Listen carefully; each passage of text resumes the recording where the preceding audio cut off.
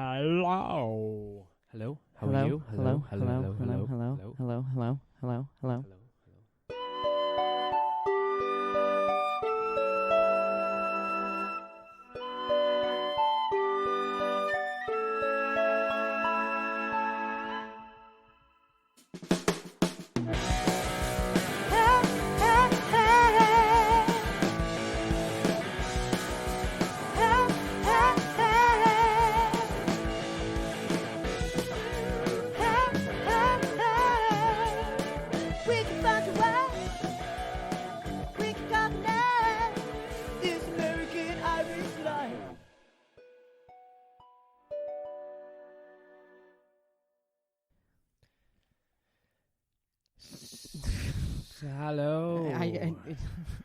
Welcome to the podcast. I think it's episode 50, I believe. I don't know. It is. So Wow. be confident with me. The big 5-0. Yeah. You've got your green tea. No, you've got your matcha tea, and I've got a nice cup of Java. Yeah. No peace in my life, though. No peace. No, but No. stress is God-given to make you work harder. Is that in the Bible? Yeah, Erasmus 42. I feel like, you know the way I feel? I feel like I have no goddamn peace and quiet. My wife, like I'm the wife, though, to myself. You're like, please take my wife, which is you. So Yes. you're like, please take me. I'm like, please kidnap me. Just murder me. Or murder me. Yeah. Shut me up. I mean, like a pig, eh? Like a pig? Like an Albanian. What? I said I could pay a guy. Why? Oh, I thought you said like a pig. And then you're like a pig. And I was like, you know pigs aren't known for that. They're known for disposing of the body, but I was going to like pay an Albanian, and maybe he has some pigs. I thought you were calling me fat, and I was like, not No. today. Not today, buddy. No. If anything, you will be literally just bones after the Albanians are done with you. Tempting. But I don't want to do that, I need you in my life, but if you really want to be out of here, I'll pay an Albanian. Yeah, you do need me in your life, because I saw your talons that you've been keeping inside of your shoes for the last... You've been storing bits of your socks in your toenails for God knows how long. When I saw the size of your pinky toe about an hour ago, part of it had broken off. We come from different cultures when it comes to grooming. What, are you saving those for the next famine? No, but I mean, there's a reason why we grow toenails, isn't there? That long? Yeah. That long? What if I You get into a stuff them in fucking shoes. street fight? I'm taking off my shoes and You're socks gonna straight away. Scratch them with your Do a toes, roundhouse with your kick. pinky toe? Slice their fucking jugular. Well, if it's going to be like that, you should get a little ring for your pinky toe, too. Like a little ruby on it. I'm not gay. What do you mean you're not gay? That would be baller. In fact, you know what? We don't even have wedding rings yet. I'm not getting you one. I'm going to get you a little ring for your pinky toe that has a toenail the size of my arm. A ring for my penis? That'd be pretty fun. Has anyone thought of that? Hey. Of course they have. It's a penis rings. Of course they have. Penis, are you serious? Has anyone thought of that? There's cages for penises. You're asking, you're looking, I can't believe you asked that. Of course. A penis ring. How come I've never seen one in a male dressing room before? I once saw in a male when have you been in a male, oh, you mean like at a gym? When's the last time I've been in a fucking gym? I don't know. But I once saw a guy get walked around by his dick down the hall. Yeah, on a little leash. His cock was on a leash. Oh, it's embarrassing. Dude, are there rings for penises? My God. Well, yeah. It's embarrassing you had to ask then. Naive country mouse. Don't know what's going on. Naive country mouse. Is that your fetish? No. Christ, no. Jesus Christ, no. Should we just do a quick, because we realized today that one of the cords for the mics is all fucked up. So we should shout out our Patreon people who, because of their very kind donations over the last 50 episodes, we were able to purchase new equipment, and we'll probably have to get a new cord. We like donations. We don't keep them. We forward them straight to Hamas. I don't know what that is, but I suspect... Oh, they're just fighting for freedom. Playfully. And some of that goes to Boko Haram, and some of it goes to the Taliban. And what can I say? I admire different people in different places. Mark's views do not reflect both of the contributors to this podcast. If you're supporting this podcast, you're supporting the Taliban regime. That is incorrect. Mark doesn't even know how to use a computer, so certainly he's not sending money anywhere. I have been radicalized online. I know how to turn on a computer and find YouTube, and that's where I found my new belief system. He can't even use his phone. Okay, so thank you. Now, these are the people who donate $5, which I believe translates to £4. Chicken House. No, well, Chicken House does more. Now, see, let me just... Fucking hell. Yeah, 666. That's what he does. Chicken House. Yeah, well, I believe it's a he. I would just assume Chicken House. Maybe it's Hen. Dr. Cool Guy. Dr. Cool Guy does 10. Just letting you know that. I'm just trying to pit everybody against each other because my mate Ben H. Yep. That's a new subscriber. Thank you, Ben. Yeah, me and him are into the same podcast that you can't even talk about amongst these fucking British comics because they wouldn't understand. What is the podcast? Well, you know. Is it Joe Rogan? No, it's not Joe Rogan. Okay. Ben doesn't listen to Joe Rogan. Ben, it's Joe Rogan. No, he doesn't. He actually said he thinks Joe Rogan's an idiot, which I didn't. Fair I enough. didn't share my opinion that Joe Rogan's that you jerk off my to God. Him? Is he really? He's. Oh, well, is he? I know. We don't discuss it that much. No, he's not. Fortunately, you don't. He's push my it mate. On me. He is my friend. I thought you guys were related now. That'd after be cool. your. That'd be so awesome if I was Joe Rogan's cousin. Okay. So I've been listening to him since 2012, so I'm like, I am friends with him. Dude, I've been picking out a hair that's around my nipple since 2012, and we're still. What not has that friends. taught you about DMT and weed and jiu-jitsu? What do you know about any of those things? I know whatever Joe tells me. Okay. So anyway, Ben H doesn't listen to Joe Rogan. Thank you for he listens to other cool podcasts. $5 donation, as well as Niler. I gotta really check in. Damo. I really got to check in. That's been very long. And Kev. I'll probably check in Kev when I fly back at the end of the month. Why do you have to? It's like Kev's a neighbor. So you're making me feel like I'm your assistant. I'm like, here are the people in your life, and you're like, better check in. I'm like notoriously bad at fucking checking in. Okay, we're recording a podcast right now, so My mother broke her hip, and I didn't text every single day. Even we're thanking the Patreon people. Okay. Hey, thank you. Thank you for your support. Thank you for your support. And also, inshallah, to my boys in what? Nothing to do with you. Okay. And. So thank you. Get to the West. We also have people on other tiers, and just you don't get a shout out because, you don't because it's not enough. It's not enough money. It's not. Everybody's got a price. If it was up to me, everyone would get a shout out. Yes, I know. This would just be a podcast of where you pay to have your name shouted out, and then we just close the show. Well, we could start one, but. Alas, this is a podcast about even less than that. I don't know what this podcast is about anymore. Or initially, do you remember what we were doing here? I think it's meant to be a comedy podcast. Well, it was. Well, if you remember, because sometimes I think back to the beginning of our story, and I'm like, weird. Because we were both doing comedy. We were both in London, but we still are. Well, some of us are. Excuse me. What?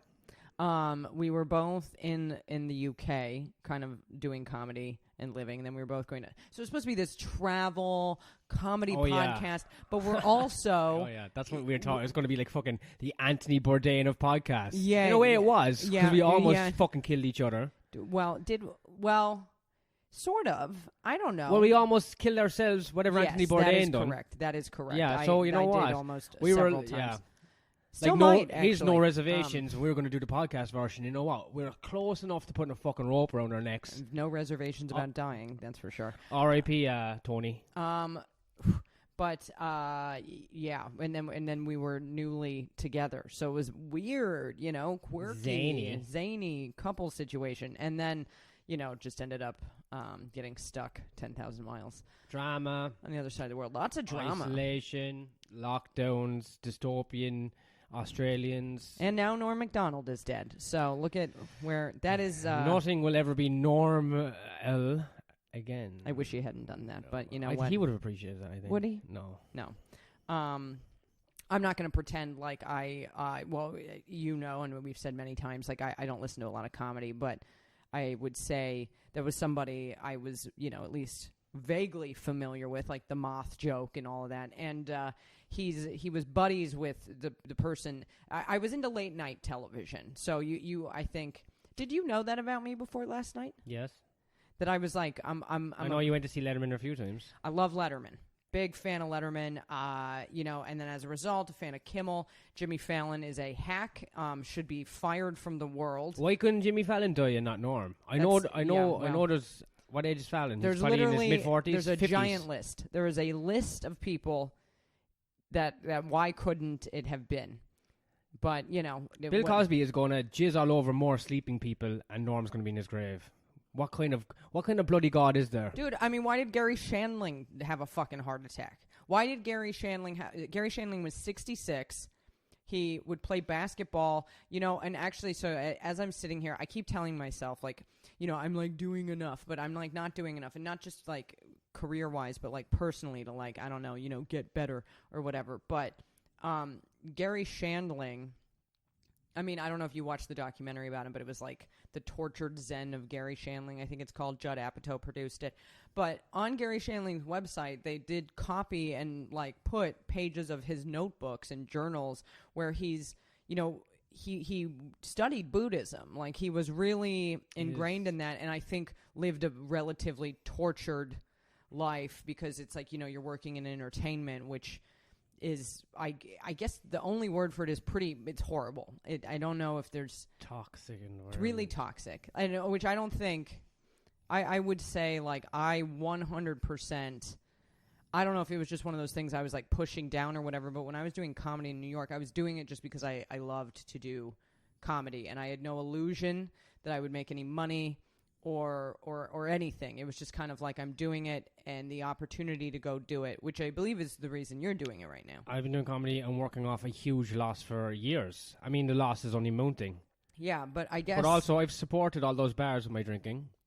Well, and I've supported those shows with some of my hack jokes. Maybe if I went and got another day job right now, maybe I would go back to taking, like, the pressure off of it to also generate some sort of income.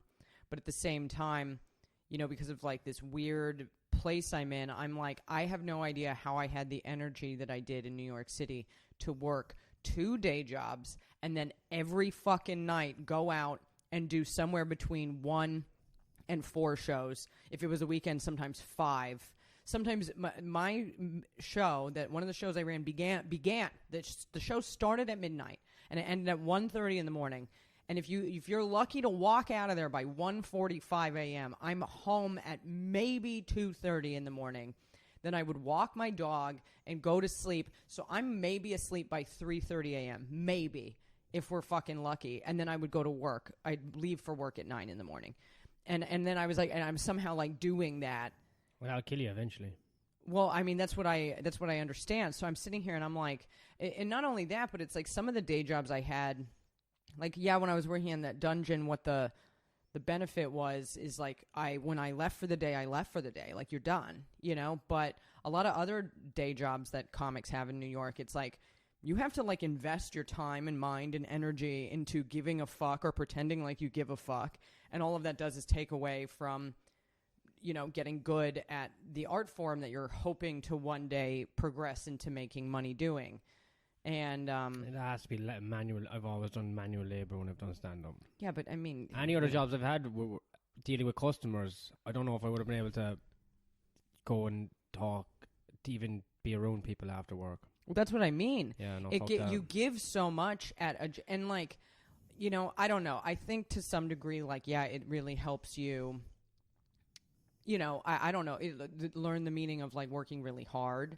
And you know, you're like, okay, I want this, right? Like, but now after the pandemic, like, I guess I always imagine, oh, I'll have a day job and then I'll just, like, live like that forever. And, like, now it's like how it's really difficult. And I guess I've sort of, you know, graduated to the point where I am seeming to be able to make some sort of living, but it's not like this fully comfortable, like, oh, without a shadow of a doubt, I'm making this amount of money every month like you would have with a job. So, you know, it gets a little scary. So then I'm like, oh, well, do I put my energy back into a day job? But then I'm like, but then that's taking away from what I'm doing. And then I'm like, well, am I even really doing enough as it is right now? And then it's like this cycle of spiraling and then having regrets from over a decade and you know, and then whatever childhood trauma comes up and money comes up and blah, blah, blah. Yeah. And then you need to get into some online religion like I've been doing. You know what? I ran into I properly had a chat with a comic who told me that he thought Brazilian Jiu Jitsu might be a thing for me. Because he, I guess, had So when I met him, he kind of trolled me in a way that I think you would have appreciated. Like everything I said, he sort of had something to say. Like it was kind of funny, but he got me riled up. He'd get me, and because that was something that people always sort of found funny about me, is like it's pretty easy to get me riled up. But then he said he noticed that I'm very spatially aware. Like I'm aware of my general area and whether or not there are people moving behind me, in front of me, whatever. Whereas a lot of people, I don't know if you've noticed, like literally aren't thinking about where their arms are flying or where they're going or if anyone's around them because it's their world and we're just living in it. But he said that doing Brazilian Jiu Jitsu, he had been a very shy person, or actually is a very shy person. You wouldn't know it from talking to him, but that kind of aided him in recognizing that some of the ways his brain works is due to being in fight or flight mode because of stuff that happened to him in his past, and he's grateful for the parts of his brain that behave in that manner. But the Brazilian Jiu-Jitsu, if I'm paraphrasing this incorrectly, and in the long shot he happens to hear this, I'm sorry, but like helped him kind of harness. I mean, it's sort of another way of meditating, no? Like, I mean, I guess he meditates, but it helps him also use the body. I'd love to do Brazilian Jiu-Jitsu. Do you think? Why don't you should do it? Well, that's why I was thinking. I want to thinking. to do it, but why don't you do it? You get a morning class. Do one on Groupon for like £4 and see how you feel about it. If anything, it would make you. I mean, you'd be. Well, I'd be thin. No one would. Yeah, you'd get thin. You wouldn't be. It would be almost impossible to rape you. Honestly, I think that's fucking one thing is with it. I don't think anybody's interested. Actually, a rapist who's also a Brazilian Jiu-Jitsu black belt would be one of the most dangerous people on the street. That's. Oh my God! I've never even. This guy. There's a guy who exists somewhere. The black belt Jiu-Jitsu rapist. There's no. You would have no chance. He would rape you. Then he'd fold you up into a suitcase. Like origami. It's like origami. That's what it is. You like do origami on another person's body. That's what it is. Well, maybe I should start. Because I don't think you need to be very strong or because you build the strength. Rude. No, but I mean, you don't I think a smaller person can jiu-jitsu with a bigger person because it's all about you just have to learn where to put your hands and shit. Well, that's what. So I don't know, but here's one of the my jiu-jitsu problems. rapist. Oh my God. Great. And well, that's terrifying. Your first novel. But I yeah. I'm just trying to think. I don't know. Like I keep sort of I sometimes think my mind is too susceptible to feedback. Like I feel never so sure about like anything. And I'm willing to consider everything to the point where, like, I do feel like I sometimes start something and then I might not finish it, which then I'm like, is this ADD? But then, like, when I used to abuse ADD medication, I would find it never really. It's all about how close a place is to. Made me focus. Well, no, but I'm saying, like, even in the house, like, even.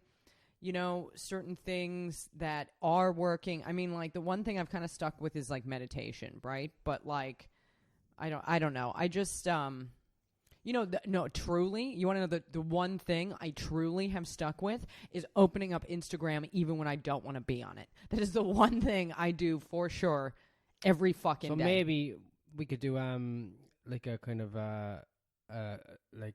I don't even know what I'm looking. Sometimes I open it and I'm like, I'm just closing this. We could do some behavioral science techniques. I don't have the words, but you're a doctor.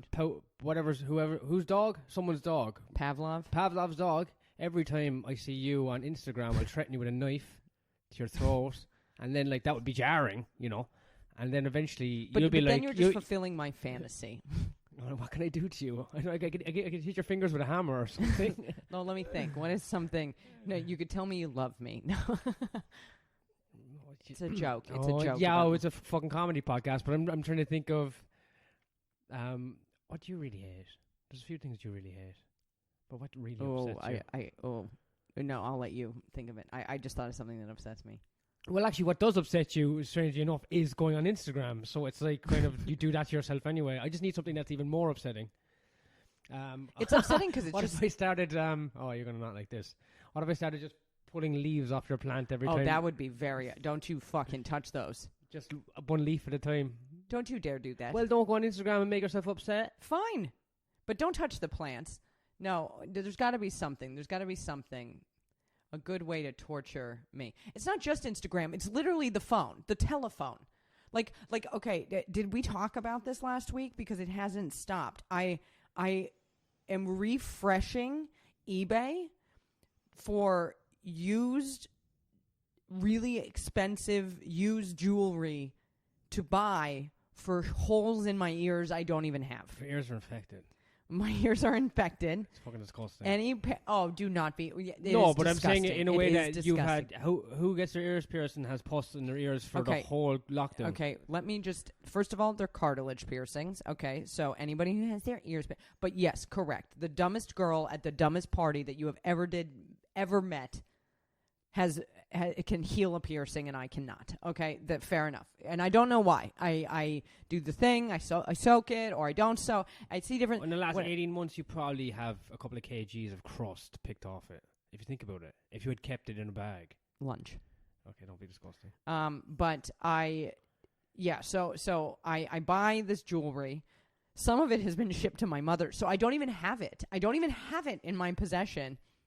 And I keep looking. I'm like hunting for a deal because there's some, that's shopping. That's one of the things like that we fill the void with. And I mean, so that means I buy it. I don't even have it in my hand, and I'm still hunting. Do you know what I mean? Like it's the thrill of the deal, but like, what is it even? It's not doing anything for me. The point is like the phone itself is a symbol of wasting my fucking time. Like. It's not just Instagram. It's everything. It's everything. That's why I don't want to get a new one, even though mine's breaking, because it's just But it's like technology the improves problem and it is just ruins my mind quicker. Like in the morning, I used to do all my woo woo before the phone, but now in the morning I'm like, well, I'm also not sleeping well, which is like. I was trying like these heartfulness meditations, like what's your heart tell you? And my heart is telling me you're killing yourself. Like it's like it keeps telling me that like you need to go to sleep and like sleep like at least 7 to 8 hours. Like you must. Like it's basically going you have to do that now. And I'm like, and I like then not doing it. Then, I'm struck with like absolute abject terror when it's time to go to bed. Like, what is that about? And like, people will be like, go get a therapist. I have had a therapist. I have talked to a therapist. How many therapists have you had? Over 30. It's quite long. It is a lot. I've never had one. Yeah, well, and I would say if you were saying the things, I would say go try therapy. But like, talk. It's like Catholic upbringing. Just it's all the therapy you need. Okay, well, talk therapy. I think it can work, but whatever. I'm trying like some other stuff because like. You can talk about your things all day long. That doesn't mean you're actually processing it. And like, that's what I think I've proven to myself is, I'm literally recording it into a microphone right now. But I don't even know what I was talking about. The point is the phone. The reason why I even get on it is because like, I'm like, I got to check my email. I got to see if somebody's emailed me about spots, blah, blah, blah. I mean, that's like, it's the vessel for that. But then once you're, because people DM you on Instagram for spots, they did whatever. And so there's always, yeah. Fuck, the cord just went out. There's always a reason to do it. There's an article. Did we not? Were we talking about this last time? No. I can't remember. An article will get you going. I think we literally were. So who gives a fuck? Well, can somebody solve the problem? I don't know. I want to. We had things to talk about. Well, there's all this comedy gossip, but I feel like most of that should be saved for our Patreon episodes. We will comedy gossip. Oh, just I don't know. There's comedy gossip. Is there more Me Too's? That's my favorite comedy gossip. No, but I will. Fuck. I don't know. Should I even talk about the? I don't even want to talk about it. It's just so annoying. How come I'm blanking out here? Are you trying to tell me something? I don't know because maybe you don't listen when There's I talk. That's that's why it's good that we're recording this because I can send it back to you later. Don't blame me for my brain just not. I don't retain information that well. It's Wednesday, and it's daytime. That I know for sure. Everything else is like just. Have we run out of things to say already? Empty landscape. No, I hosted my first show. Mm-hmm. On Saturday. Yeah. And I think I did a good job. I bet you did. Except there was a fucking mentally ill open micer there. Just quit talking about me like that. It's weird because I don't get in confrontations really ever, you know. And then I said at the start of the show, I was like, can everyone please keep to their time? Because I don't like confrontation and I don't know how to deal with it. So you'd be doing a massive favour if this could go smoothly. And then somehow I have confrontation of... It was really hard to argue with someone and not use all the words I would use growing up to to be offensive to someone. You mean racist? No, I was gonna say I was gonna if it was down to me, it was me and him, I would have called him a fucking retarded faggot. But I mean, he wasn't gay. Why did you? And he wasn't retarded. That's why just, you would that's call a how gay. You would call a gay person. No, I would never call. Then a gay person, I would call him a retarded dickhead. You know what I mean? You have to change it up so it's not actually offensive to. It's still. You know, it's still offensive, and I used to. That was the word I used in high school. Anyway, it's fun to say. This kid was a piece of shit. Okay. He was upsetting everyone all night. He's burping in the back of the room, burping loud, like fucking sighing on people going up, and everyone was having a good time. There's no show. Why can't you call somebody like a cum-chewing fuck nugget or something? Why do you have to say... No, but I didn't call him any of those. Those were what pop into my head. Yeah, but why is that what's popping into your head these days? I was brought up in the 90s. So was I. I need new insults. Yeah, I just gave you one. Anyway, I used plenty of insults on him. In reality, I said, you are unstable and are making everyone uncomfortable. And he was like, no, I'm not. And I'm like... It's not an insult if it's the truth. And everyone around is like, yes, you are. But I brought him up. First, he went behind the bar and he tried to pull his own drinks. Insane. And I was so confused. I thought it was a member of staff. And I was like, no, it's that dumb kid who demanded to be on just before the break. And I was like, what the fuck are you doing? And he went, I'm bored. This is a boring night. I was like, what? And then, like, you know what I mean? I want to hit him at this stage. And I was like, I just pushed him back outside the bar. And then, like, then when it was his turn to come up, he struts up, I'm on stage, and instead of going to the stage, he walks back behind the bar, picks up a bottle of Jack Daniels and starts twisting off the cap. And that's when I run and grab it off him. And then I goes, if you want to be a dickhead in front of everyone on stage, you pussy. And then I was manhandling him. He was the same size as me. Turned on right now. And he went up on stage and he fucking sat on the edge of a chair like a Fonzie kind of fucking... he didn't sit backwards, but he sat on the chair with his feet on, you know... He was pretty impressive, the balance, to be honest. And he bombed. Oh, like on the back. He was sitting on the back bit, and his feet on the bit you're meant to sit on. Okay. And you know, he called all the comics before him second-rate Muslims. Like he was the most hilarious fucking. He sucked, and he got heckled, and he got booed.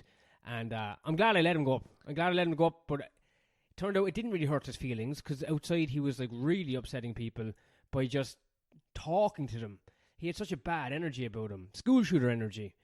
See, if I wasn't hosting the show, you know, who would have enjoyed the show or that whole situation? Yeah. Me. I would have been like, he should have headlined. I guess I don't know what to say. I for some reason it makes me think like, and I don't know why I'm thinking like this, and I'm not saying that anybody is even around is on the caliber of it, but like, did Norm MacDonald go to shows like this to become Norm MacDonald? I think he just started. It was a different time and place. I know that he did all of Canada until he was 30, and then his plan was to be... How long did he do Canada for? I guess 10 years. But I guess every US comic that came up to Canada would tour with him, and they were like, he's the funniest guy in the world. But so it took him 10 years to even go... He had a plan to be the last guy on the Johnny Carson show. Yeah, he was planning. He almost done it, but he didn't do it. Apparently, he was like a few weeks off or some shit. I don't know. But he planned to do it. He was very confident. Wasn't he the first guy on Letterman? Yeah, possibly. Was he the first? I don't know.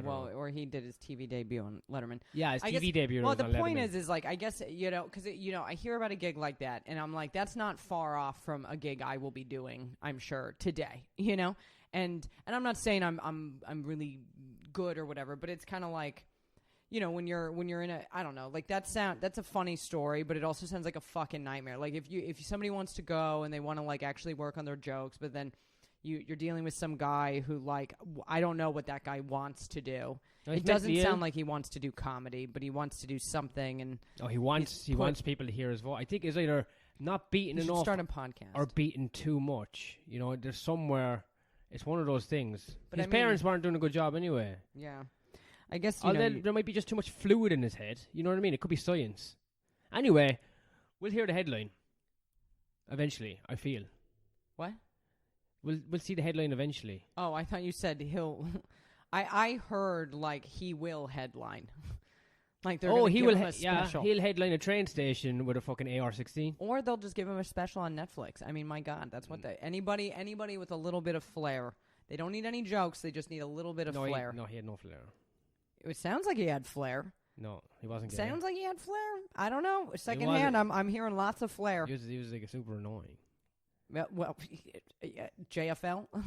I've come across so many of these people before in stand-up, and I always enjoy it if I've got no responsibility to do it. I saw something. I'm passing no judgment on it. I'm just going to tell you the story because I've never seen anything like it. And I told a couple comics in New York, and they were like, wow, just because we've never seen anything like it. There was a woman who I don't know if she was headlining, but she was doing 20 minutes at a club here, and she brought her Bernese mountain dog to the comedy club, and the dog, big dog. Well, it's a mountain dog, so there's the implication there is that Bernese. It's huge. Bernese mountain dog. Bernese. What? Burma, maybe. That's Burmese. Is it Burmese? Burmese. Yeah, it's Burma. Yeah. Yeah. What did I say? I said Burmese mountain dog. I heard Bernese, but Burmese. Yeah. Burmese. Yangon is the capital. Say it one more time. Burmese. Burmese? Yeah, Burmese. Burmese. Yeah. Burmese. It's a beautiful place. Yeah, beautiful dog. Honestly, one of the best dogs. It's adorable, whatever. But it's at a comedy club on like a busy night, and there's that's not good for the dog's. The dog's gonna be fucking overstimulated. The dog is obsessed with the owner. I saw a photo of my dog at my mom's house. My brother sent me a photo last night where he basically is fully glued to the couch. Like, I didn't used to let my dog on the couch. He's in hog heaven. He's forgotten that I exist. I am a blip. In fact, his 10 years of life with me is probably the worst he ever had. And now he's like in a castle. Well, not a castle, but it's probably a castle to him. If it is a surface and if it is soft, it is for him to completely control and take over at my mom's house. If my dog had an ounce of loyalty that this dog had, so it's clear like this dog would listen to the owner. So it wasn't like about like the dog being out of control or anything. It's just like a giant dog at a comedy club. But what is it for? What are they called? Those dogs you made your dog one of them, a personal support dog. An emotional support animal. Is it one of those? Did the person bring it to a comedy club because they need emotional support? I don't know. I can't speak to that, and I would doubt it. If you need emotional support, you shouldn't be going to a comedy club because that's kind of. They're a comedian. They were a comedian. Yeah, well, that can trigger some fucking mental illness. I can't speak to it. All I know is that I saw the comedian who owned the dog, like, kind of. It was very funny to me. They were like, "Why can't I bring the dog on stage?" Right?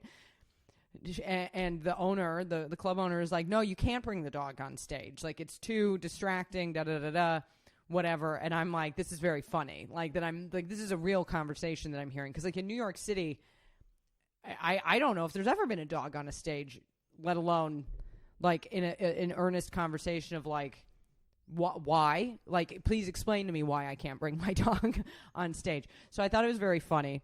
And then I guess the dog got put in the car with the window down or whatever, like a big dog in a car like that. Big dog, but the person wasn't going to be on stage for very long.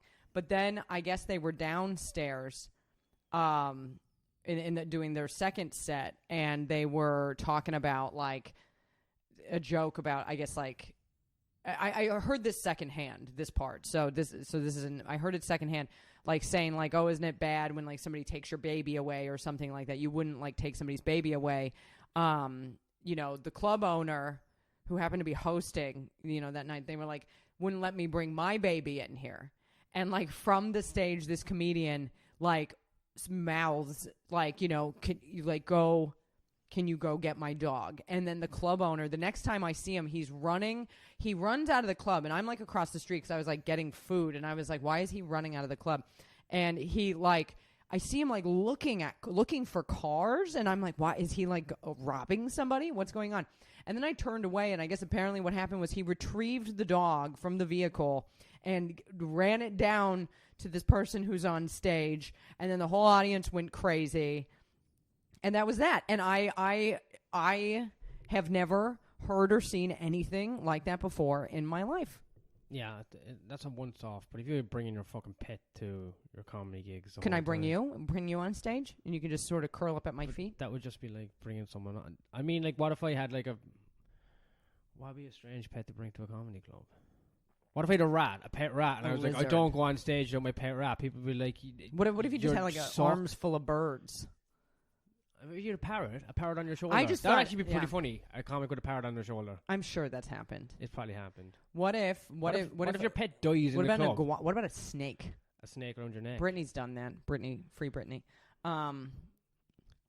What about a whole aquarium? It's pretty hack, really, isn't it? An aquarium? To bring an animal to a club. It's hacking like two levels. I'm not passing any judgment on it. I've just never seen... Because I will say this. This is one of the best clubs, and if I to my knowledge... The dog was fine. The dog was fine. The dog is so in love with this owner, and clearly the dog is well taken care of. There's no doubt in my mind. Like when I was petting the dog pretty much wanted nothing to do with anybody but the owner. Like, literally... It's a love I've never seen. So I'm not, but I'm just saying it was because in New York City, I guess this is why I found this so amazing. In New York City, we are all so replaceable as comedians that no demands are ever made. As far as I know. Now I know on certain levels, like, I don't know, when you're fucking Chris Rock or whatever, you can walk into the cellar and you're like, I'm going on stage now, that's one thing, but that's Norm MacDonald. Yeah. But I'm talking about like, unless you're on that level, as far as I'm aware, no demands get made. You're just happy to be there. And then and if they're paying you, you're happy that you're getting paid to be there. Like you're of the minority. Like most people I know. Now maybe it's changed a bit since the pandemic happened. I don't know, but you're just happy to have the opportunity to be on that stage on the house show for fucking free, doing 5 minutes while people drop checks. Like, and then if you're actually booked on the show, you're getting paid. So you're happy to be a comic who gets to be at that club. Like, nobody I know gets to make any demands about fucking anything. You're kind of like, oh yes, whatever you say, because and that is just in my general sphere. I'm not saying that it doesn't outside of my general sphere. I've only been doing this like 5 years, going on 6, right? Like, so I'm not saying that I know everything. I certainly don't. But in the general sphere of people I know, not a single demand like that gets to be made because they'll fucking replace you. That's it. They'll be like, are you sure? Is this, you want your... Yeah, and then you could be a comedian with your dog at the subway. Which exists begging already. For change. There's already, and you have to get a permit for that. You have to get a permit for that in order to... What? No, you don't.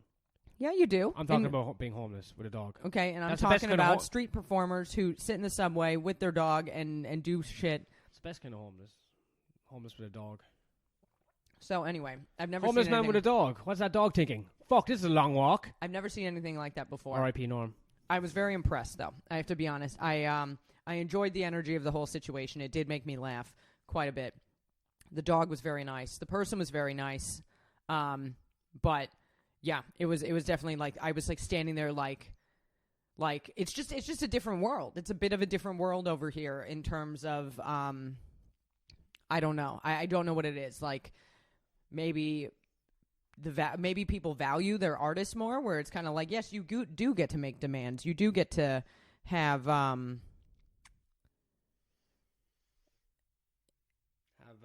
sorry, I was reading a message on my phone. You do get to have I don't know, boundaries, requests, whatever, and still get paid. More artistic freedoms because the way Edinburgh is, and then stand up in the US is a very set up punchline, and people in the US have shorter attention span. So if you don't make them laugh, they don't like you very quickly, I think. But that has nothing to do with like bringing a dog into the club. Well, what if your dog was dressed as a clown? Well, this dog wasn't dressed as a clown. It was just a big, well, beautiful make your dog animal. funnier. Okay, that reminds me. What was I gonna say? I got some reviews in Edinburgh that that were fine, right? And the reason why I bring this up. Who writes these reviews? Some fucking 21-year-old. Why are you saying this? You're saying it like it. What? I just don't like the people who write the reviews. I don't like people who write anything. Well, yeah, in the last few years. But that's so classic. Like any critic of anything. No, online media. If you're writing for it, it's done by some 19-year-old. Look, if you're a journalist of any kind, they're all shit new. Yes, correct. But critics and reviewers, it's like classically speaking, they couldn't do the thing. So they critique people who can, which is fine. Like, whatever. Better them than me. Well, no, it seems like a miserable life. If they can write decently, they can write decently as well. Well, yeah, but I'm not saying that you can't, that nobody can write decently. That's not what I'm saying. I'm saying, like, the general attitude is, like, your job is going and watching someone else's thing and then giving your opinion. It's like, well, why is your opinion, like, worth printing? But... Yeah. But regardless, like I've gotten good reviews. I've never really gotten a horrible review. I'm sure if a reviewer ever hears this, that there's my next one. It doesn't matter because everybody has their personal bias. But what I will say was a consistent thing in many of them was apparently through my jokes, people assume I'm an alcoholic, which that did annoy me because I've never once said that word in my set and I don't identify as one. But the other thing that I thought was interesting, where now I'm going to work on a bit about it, is this one reviewer thought that me repeating the fact or just doing jokes about the fact my dad left became, redundant and therefore not very interesting. And then I thought it sort of funny, like the idea that something like that is like such as a parent abandonment, not just me, but because this happens to everybody basically, is so... Like, it's so normalized that we've even given it like a term, like daddy issues, right? Like that's something that you wear on a T-shirt, like you put on a bumper sticker. But I thought it was so funny that he basically was like, oh, it's redundant and therefore, like inferring, like boring, right? And I was like talking to the guy right within New York. It was like, oh, I'm sorry. My father didn't find a more creative way to break my heart, like. Yeah, I was one of many kids he left. It was quantity, not quality, with how he did it. Like, he's not the Picasso of abandonment. He's not a fucking artist. I'm an artist. And I think there could be something funny there if I could, like, explore that. Because... Oh, very nice. Well, because, I mean, if you think about it, like, look, like, my dad left, and I'm only processing it now at 33 years old. Like, truly. Which is... weird to even admit or whatever, like, because I was always like, I'm fine with it, and like, nobody's actually fine with it, but you figure out a way to cope, and my way of coping was just like, oh, I'll just persevere. But now I'm like processing it, so it's strange to be like 33 and meditating but crying like I'm 6 years old again or whatever. But don't you think it's wild that like we and not just me, but anyone, like, we are so casual about parental abandonment because I guess it's so common. I don't know. But, like, everybody is affected by it, no matter who you are, no matter how they left or died or whatever. Like, I just find it so fascinating. They're like, no, can you...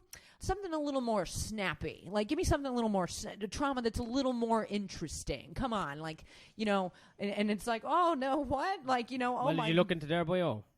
Who? The reviewer? No, I could give a shit. I'm sure. You send them an email. I'm sure. I'm like, yeah. I reviewed your review. I reviewed. I looked into your whole life. I found out a lot about you. It turns out that actually one of your parents left in your teens, so they got to know you a lot, and then they walked out. And I went and, I just got interested in your life, so I went and met up with your father. And I sat down and I did an interview with him, and it turns out he doesn't miss you. He hates you. Yeah. You're a bad. You're a bad writer. You're bad. You're bad at everything. You're bad at everything you do. That's horrible. I feel... Yeah, I'm sure, but your father said if you died tomorrow, he wouldn't even miss his favorite show. I mean, that you're literally talking to me about my dad right now. I'm talking about the reviewers, Dad. Well, and my dad. You do wonder. You do have to wonder sometimes. It's like, not about you. what? This is. I am a co-host on my this fantasy podcast. revenge. My fantasy revenge story is, what's this reviewer's name? I don't even remember which one said it. Oh, okay. Your fantasy, but go on. You have a fantasy revenge story? Well, that was it. I was gonna go and interview their dad and then go and talk to them about it. No, well then you should write an article and publish it on a blog. Yeah, I review that reviewer. You should. Oh my God, we should do a website where we review reviewers. Yeah, what we do is find out shit about their life. Yeah, and review them and be like, oh well, maybe they had this word choice because you know everybody's motivated by their life. Has That's a daughter with a woman who has a glass eye. Yeah, no, he has a daughter who doesn't speak to anymore. 1 star. I found it interesting. That's all. Because you know the review culture over here, to my knowledge, does not exist in America. I mean, I know that you can basically buy yourself a fucking article in Vulture or whatever the fuck whenever you have enough money to get a PR person, and I know you can do that over here too. But in terms of like, oh, I'm going out and I'm going to put out some art, and then like in Edinburgh or wherever, and then having people come review it is a very foreign concept to me that I for 100% didn't even know was a thing or a possibility when I first came over to the Fringe. I had no idea. When I was first coming here, I was like, oh, I'm going to go to this festival for a month and get better at comedy. So I guess, you know, it's lucky for me I wasn't dog shit that time, so I got a few fucking quotes or whatever to put on a poster. Didn't even know that was a thing. But yeah, it's just sort of it's just I was talking to another comic, Prince Abdi. Is his name Prince? Yeah, his name's Prince. And he was just like, I just don't even read him. Oh yeah, that's probably better. It's probably a smarter way to do it. Yeah, and he's very funny and has been doing this a very long time. But yeah, it's sort of a new introduction into something where you're like, oh, so if the thing that I'm doing that I'm like still working on, unless you like call it, I don't know. It's bizarre. It's a bizarre thing. But anyway, I might have gotten a joke out of it. I actually might have gotten 2 jokes out of it because I also now have to come up with a way to let everybody know that I'm not a fucking alcoholic. How many times I saw them being like, this alcoholic. I'm like, oh my God. Like, you know, that's sort of, those are the things that, what are you doing that I find frustrating about? Well, I'm checking the time because I gotta go to 2 open mics. Yeah, I got to go to 2 shows, and we're going to finish the podcast. Okay, sorry, I was listening to you. Don't squirt me with the water bottle. Jesus Christ, I'm not a fucking cat. Jesus. I 1 star. I don't even know what I was. That behavior was 1 star behavior. I actually think that was a 5-star behavior. You didn't know it was coming. It was kind of funny. That's how I'll keep you off fucking Instagram. I'll spray you with something. I'm gonna piss in that and spray you every time you go on Instagram. Dick juice. Urine. Oh. You're gonna pee on me if I go on Instagram? Yeah, there you go. I don't even need to I don't even need to use that Where's bottle. my phone? I'll go on it right now. I don't need a spray bottle at all. Have you ever had somebody pee on you? No. Have you ever peed on somebody? No. I mean, maybe as a child by accident. Okay. For sure as a child. I believe all children have peed all over other kids by accident, on purpose by accident. No, because you pee next to each other when you're kids and you turn around just quickly. When you're kids. Actually, I did this show the other night, and I don't know. I did the show, and I was funny, I guess. And everybody was like, hooray. And then the show ended, and I went downstairs. And there's the women's restroom is actually upstairs. So I passed it when leaving and went all the way down to the main floor and then all the way down to the basement floor where the men's urinals were. And then 100% walked in, saw 6 different people that were in the show all pissing.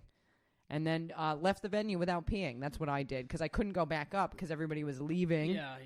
And I had already walked into the men's restroom. And, with this voice, you just... because I walked in, oh my God! And there's no... pretending. You could just transition for the 10 seconds you're in there and then retransition back when you get out. I identify For a man right now and then shit in the urinal and go, that's what men do, patriarchy, and then leave and go, I'm a woman again. I feel so fresh. Yeah. And then alert security that someone shitted in the urinal and gets someone else caught. Well, that's an idea for next time. I forgot what I was going to say, but definitely the other day this happened to me for the first time. 100% people were laughing at my accent. Yeah. In a store that I went to buy something in. Well, that's pretty funny.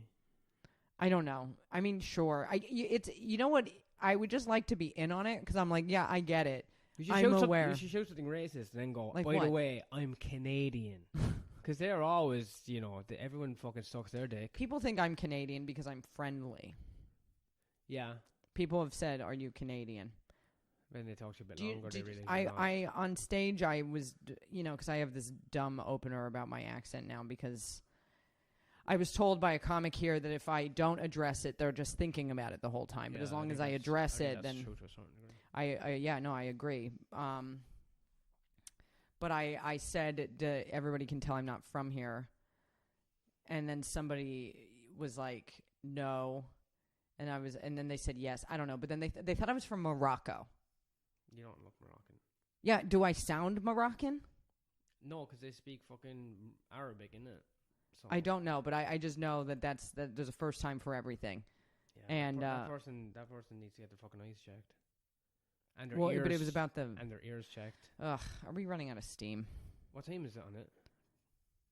No, we have 10 minutes left to go. Oh, I paused it and we'll finish it afterwards. We're not gonna finish it afterwards because I want to do it. I want to do a thing afterwards. Well, do it. But I don't want. I want to look into it first. What is it? I want to close with a Norm MacDonald joke. You want to close with a Norm MacDonald joke? Yeah, but it's kind of a long one. Well, why don't you just do it? Because I wanted to practice it a few times first. You knew you forced me into recording. No, this. I wasn't. I was thinking about it vaguely, and I was like, maybe I'll do it. So you forced me. You were like, you gave me these eyes. Like, if we don't record this podcast, I basically have aborted our child. I mean, like we didn't have any chance in the next few days. Speaking of, I do want to say this on the podcast. So my mom called me up like after I got back from the Fringe, and she was like, "Now I didn't want to address this while you were over at the Fringe because I knew you were so busy, but are you and Mark separated?" And I was like, "Why are you asking me this?" Because I'm like, why? What universe? And she was like, "Well, I read something on the internet," which means what my mother has done is she has Googled my name. She has located this podcast. She has not listened to the podcast, but she has read all the descriptions. And when you were going to Manchester, I wrote the description like, pending our separation, it's like a clickbaity fucking stupid thing. But she reads that and thought that we had separated like over a month ago and that I didn't tell her. And then she asked me, do you guys have a new roommate? Because of that one episode where we had a mouse. I mean, old ladies and technology, it's She bet, for the love of God, I hope she never clicks on these. No, God, no. I hope my mom never. If my mom clicks on it, I'm sending it to your mom because I'm not going to suffer alone. No, my mom wants this shit. No way. The old ladies don't know what's she's got an ABBA CD. She listens to my that. mom has like a Michael Bublé CD. Oh yeah, that's or Michael Feinstein. Michael Feinstein. Who the fuck is that? He's before Michael Bublé. He was. Oh, yeah. He was. My mom and her sister have OG Michael Bublé. They love Michael Bublé. Well, of course they like Michael Bublé. Yeah, I mean, he got fat.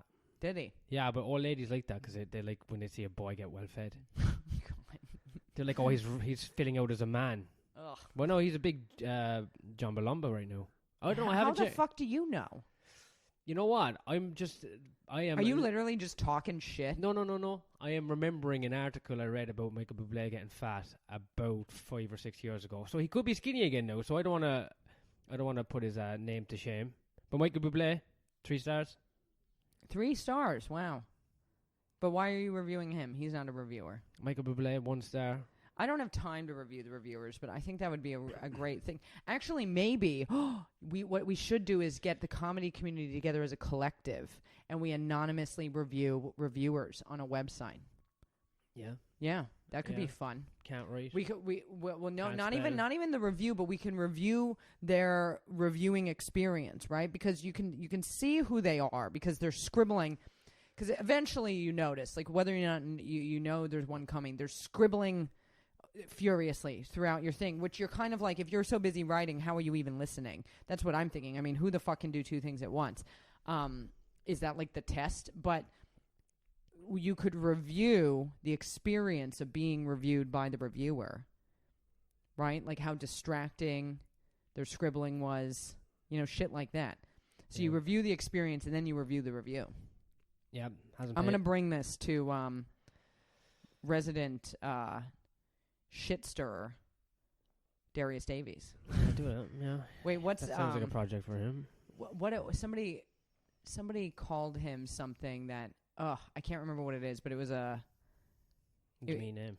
No, it wasn't a mean name. It was a very good way. It was a very funny way of saying shit stirrer. It was a turn of phrase I'd never heard before. Soup. Oh, fuck. You desperately want to go to your open mic. All right. I'm running late, but we could just pick it up. We're not picking up anything. I'm picking it up. You don't need to pick it up. I'm hitting record and I'm doing my little. Yeah, like you 5-minute thing. fucking know how to. I'm doing my 5-minute thing. You're gonna tell a 5-minute Norm MacDonald joke. Yeah, because I want to. The one I saw that I liked was the one where he said,